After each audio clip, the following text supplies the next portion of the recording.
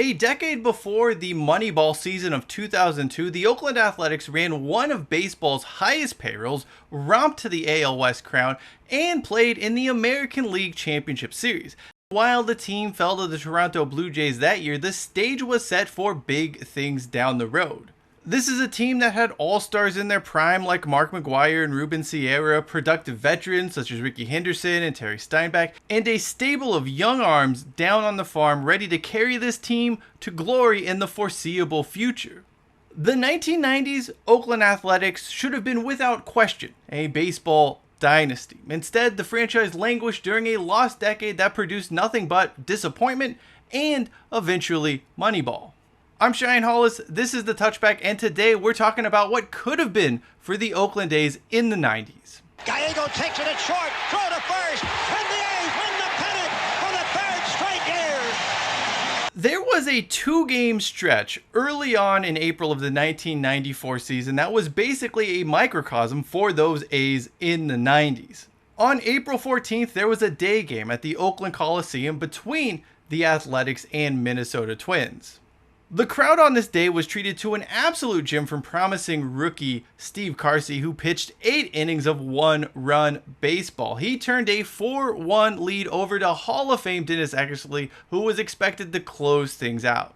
Unfortunately, he did not. The one-time MVP blew the save and the A's lost 5-4. The following day, Todd Van Poppel, the crown jewel of the Oakland Athletics' massive 1990 draft haul, took the hill. As was the case for most of his career, Van Poppel was roughed up, giving up 6 earned runs across 4 1/3 innings. But then the A's mounted this furious comeback, cutting the deficit to 8-7 in the bottom of the 9th inning. With 2 on and 2 out and a full count, Geronimo Berroa promptly struck out to give the Twins another victory. That's the 90s Oakland A's in a nutshell. A lot of hope, but ultimately nothing to show for it. Of course, to understand why that is, we need to travel all the way back to the 1990 season with the Bash Brothers in full effect. The A's made it all the way to the World Series that year before they were swept by the Cincinnati Reds, a disappointing end to what had been a promising season. However, it is what happened during the middle of that season that drew a lot of headlines for the team. With the team's rotation quickly aging out, Oakland was in desperate need of young arms who could support an offense that had time on its side. Importantly here, the Athletics managed to hold 4 of the 1990 MLB draft's top 36 picks. You might be wondering how a team that had won the World Series in 1989 was able to gain so much draft capital in a sport that doesn't allow draft pick trades. So the A's obviously had their own draft pick, and then they let Dave Parker sign for the Milwaukee Brewers, and that deal for some reason netted them both a compensation pick and a supplemental pick. They also got themselves another supplemental pick for Storm Davis. Holding an unusual number of high draft picks, the A's front office, led by general manager Sandy Alderson, went all in on pitching, nabbing 4 of the 1990 MLB draft's top arms. That includes Todd Van Poppel, who was widely seen as the class's top prospect, but slid to the 16th pick due to some classic Scott Boras politicking. This quartet of prospects would be dubbed the 4 Aces. Unfortunately, they did not quite live up to that billing. There is a great article by Mark Carrig over at The Athletic if you want to know more about this group's struggles over the years, but long story short, none were ever meaningful contributors to the Oakland Athletics. The franchise's worst move here, though, was handing Van Poppel a major league contract despite him being an 18-year-old fresh out of high school in Texas. This meant the A's were forced to rush him to the major leagues despite the pitcher not being anywhere near ready. In 1991, the A's finished 4th in the AL West, which was an extremely deep division that year. All of the teams were 500 or above, so it was extremely competitive. The franchise's big issue in 91 was that it couldn't find any starting pitching outside of Dave Stewart, Bob Welch, and Mike Moore, and all of those pitchers sort of had down years by their own lofty standards of what they had done previously. However, it did appear help would soon be on the way. Both Van Poppel and Kirk Dressendorfer, another one of the 4 Aces, made appearances with the big league side. Unfortunately, injuries and other issues meant none of those four aces would start 1992 with the big league side. Instead, the Athletics opted to rely on the old hands as well as 1988 second-round draft pick Joe Slosarski to fill out the rotation. Bob Welch dealt with injuries in 1992, but that would be offset by Ron Darling having a career year, his best season since those 1986 Mets, and that ended up really helping paper over some of the team's pitching deficiencies. Obviously, closer Dennis Eckersley having both a Cy Young and MVP season helped the team immensely as well. That being said, the A's still found themselves facing a pitching shortage as the 1992 season progressed. With their top prospects dealing with injuries or general ineffectiveness on the farm, general manager Sandy Alderson made a franchise-altering trade on deadline day. As Jose Canseco was on deck to take his first at-bat in a clash against the Baltimore Orioles, he was mysteriously pulled and replaced. They didn't trade Canseco, did they? A few moments later in the clubhouse, Canseco was informed that he had been traded to the Texas Rangers. In return, Oakland received Rubén Sierra, starting pitcher Bobby Witt, and reliever Jeff Russell. A lot of people will cite the franchise's growing discontent with Canseco as the primary reason for moving the star slugger, and there is certainly some truth to that. But this was also a team in desperate need of pitching, not just for 1992, but for beyond that as well. In that regard, Witt was a good fit to sort of fill the team's pitching void, while Sierra was a slight downgrade on Canseco. I don't think the drop-off from Sierra to Canseco was huge, but there was a downgrade there. The inclusion of Witt really helped the team be better, not only for 92, but likewise probably in the years that followed.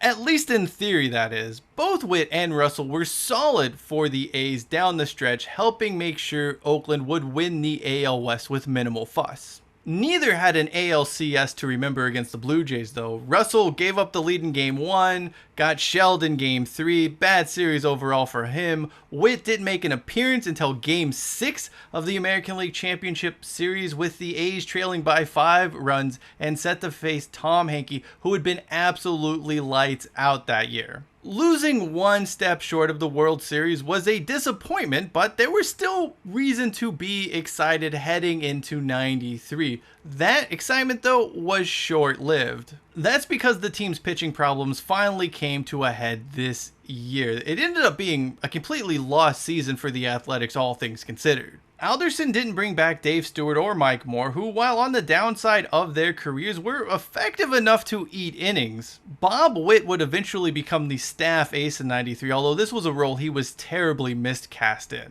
Bob Welch did return from injury in 93, but was a shell of his former self, and Ron Darling had reverted back to the previous form seen in his career, with 92 being this sort of weird late career outlier for him.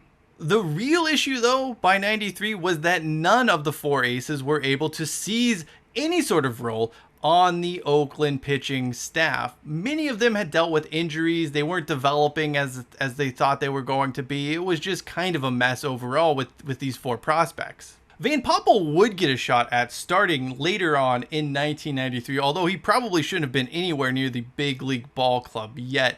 His stint in 93 was not good, just hemorrhaged runs, got beat up a lot, but there was at least some hope that maybe this could have been a learning experience for him. The season would end with the Oakland pitching staff having the highest ERA in the American League, the highest WHIP in the American League, and giving up the most walks in all of baseball. Offensively, the team wasn't much better either. Mark McGwire only played 27 games. Rubén Sierra was taking way too many steroids at this point of his career, and things just didn't come together. The A's front office did do a shrewd piece of business as the trade deadline approached. They shipped Rickey Henderson to Toronto in exchange for Steve Karsay and a player to be named later. Karsay was another highly touted first-round pitching prospect from the 1990 draft.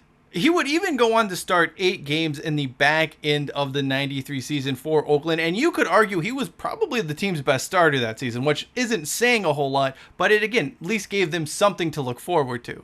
Alderson would then go out and re-sign Rickey Henderson ahead of the 1994 season, meaning they basically traded A few months of Rickey for a really solid pitching prospect. That was a really good move by a front office that, well, had a spotty track record at this time in history. That brings us to 1994, an absolutely peculiar season for those Oakland Athletics, and of course a season that would ultimately be meaningless in the history books. The offense was one of MLB's best on paper, while hopes for a pitching turnaround were pinned on Canseco and Van Poppel, who were both 22. And while Canseco had shown some major league stuff the year before, the hopes for Van Poppel to turn things around were sort of illogical at best. For starters, that major league contract he signed as that first round draft pick in 1990 stipulated that he had to be on the major league roster for this season. So the A's had no other choice but to have Van Poppel on their 25-man squad.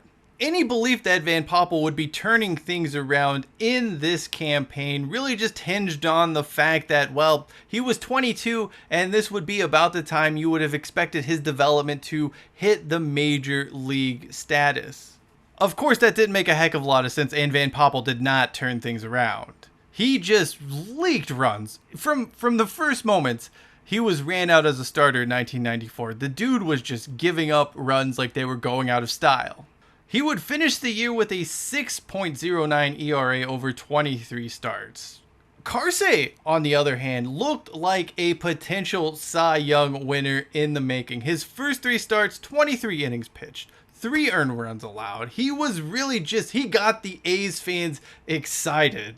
It looked like the team finally had an ace to replace Dave Stewart. And then in Canseco's 4th start, something happened with his elbow. It didn't quite feel right. He would get surgery. The following year, he would need Tommy John surgery. Canseco actually wouldn't be seen again in Major League Baseball until 1997. That was a real bummer. As for the team itself, they had a hell of a ride in 94 that honestly is kind of difficult to understand. So Oakland starts the year out 19-43 and looks like they're absolutely done.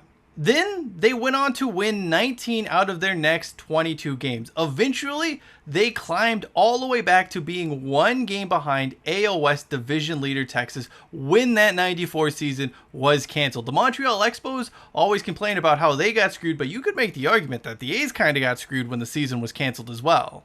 Now, the A's feat is far less impressive when you realize they were 12 games under 500 in the new-look AL West that was 4 teams. But hey, you know, Bud Selig does not care about how many teams make the postseason or how good they are, as long as those checks cashed.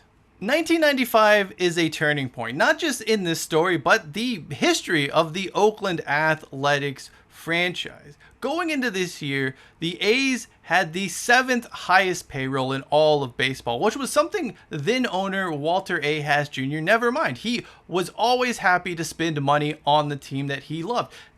Walter Haas absolutely cared about the A's being in Oakland and really making sure that they could at least compete. Unfortunately, though, he was in declining health at this time.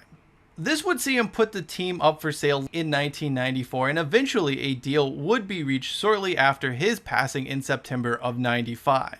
On the field, the A's were incredibly streaky, pretty much like the 1994 team. At the end of June, Oakland was 33-28 and in the thick of the AL West race, and then they went 8-20 in July. The team would rebound in August, though, get back into the playoff race, only to completely crater in September and fall way off the pace. Pitching was once again the issue for the Athletics. They just could not find enough guys to effectively eat innings. The problem was so dire that the team would actually bring back icon Dave Stewart, who was 38 and just no longer an effective starting pitcher in Major League Baseball. But the worst move of all, and the move that really embodies the desperation of the franchise at this time, was their drafting of Ariel Prieto in 1995. The 25-year-old Cuban pitching prospect was taken with the 5th pick that year and was rushed immediately to the big league roster without a stint in the minors. For the record, Prieto was one of only 9 players to have gone from the draft to the show immediately since 1980, so there is something, I guess. There was hope, given his age and his background, that he could come in and contribute, but that just simply wasn't the case. Apart from a couple of decent starts early on in 95, Prieto looked overmatched at the major league level, and really that was something that carried on through his short career in the pros. However, it really also embodied the sort of short-term, narrow-minded thinking that permeated Oakland's front office at this time. Obviously, there was a desire to win for Haas, but it just didn't work out, and it led to a lot of bad moves. For better or for worse, that offseason in 1995, heading into the 96 season, brought in sweeping changes. New owners Steven Schott and Ken Hoffman demanded Sandy Alderson / payroll. Now, why they were so desperate to save money after receiving a huge discount from the Haas estate when purchasing the franchise is really, I feel, quite questionable, but that's not the story here. Anyway, this challenge forced Alderson to get super into sabermetrics as he tried to find ways to gerrymander, manipulate the system in his favor. This, of course, being a trait passed on to then assistant general manager Billy Beanes, who would obviously go on to take things to the next level when he assumed the general manager position in 1997. Oakland went from finishing among the top 10 highest payrolls in Major League Baseball to being one of the sport's most thrifty teams. Behind the scenes, how the roster was constructed and what types of players the team drafted changed. This was something that was sorely needed, by the way. The A's whiffed on just about every prospect they took between 1987 and 1995, bar Jason Giambi. As good as the team's scouting and player development was in the early 80s, it just was not up to snuff from, again, 87 to 95. As all of those things are going on in the background, the on-field product with the big league ball club between 96 and 98 is not very good. A chronic lack of pitching continued to hinder any attempts by the franchise to at least reach mediocrity at this point, not even to win the division, but to at least be average. Also, the mandate from ownership meant that free agents or older players were not retained, stars were traded. Eventually, this would see Mark McGwire head to St. Louis in 1997 as part of, again, of the A's just massive overhaul. By 2000, those fighting A's are well on their way to becoming the Moneyball team that would eventually spawn a book and a movie and all of that good stuff, changing the face of baseball as well. I mean, you can't ignore that fact. However, at the end of the day, you can't help but think the 1990s were a lost decade for the Oakland Athletics. 1988, World Series appearance. 1989, World Series victory. 1990, another World Series appearance. But that is only half of the story. Those teams were young offensively. And in 1990, the A's would have 4 of the top 36 picks in the MLB draft. Something that is a true rarity for teams at the top of the sport. Look, the baseball rookie draft is at best a crapshoot. I'm not going to sit here and say the A's should have nailed every pick ever. That's just not how the sport works. But when you have 4 bites of the apple, you should at least come back with something. There is really one scenario that everything changes, and that involves the Athletics drafting Stanford's own Mike Mussina ahead of Van Poppel in that 1990 draft. This would have changed everything for the team.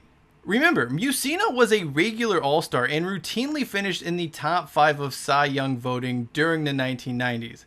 His presence in 92 alone means the A's can find a better trade for Canseco than taking on Sierra and Bobby Witt. Does this change the result of the 1992 ALCS? Who knows? I don't think that there's enough evidence to show that Mussina alone would have got the team over the hump because it had some other issues to deal with. And if we're being honest, 1993 is still probably a lost season for the A's as well, even with Mussina over Van Poppel.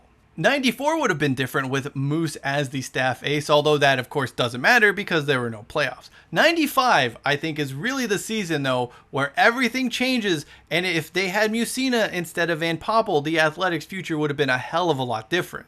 That year, the A's gave 33 starts to Ron Darling and Mike Harkey, 2 players who both had an ERA over 6 that year.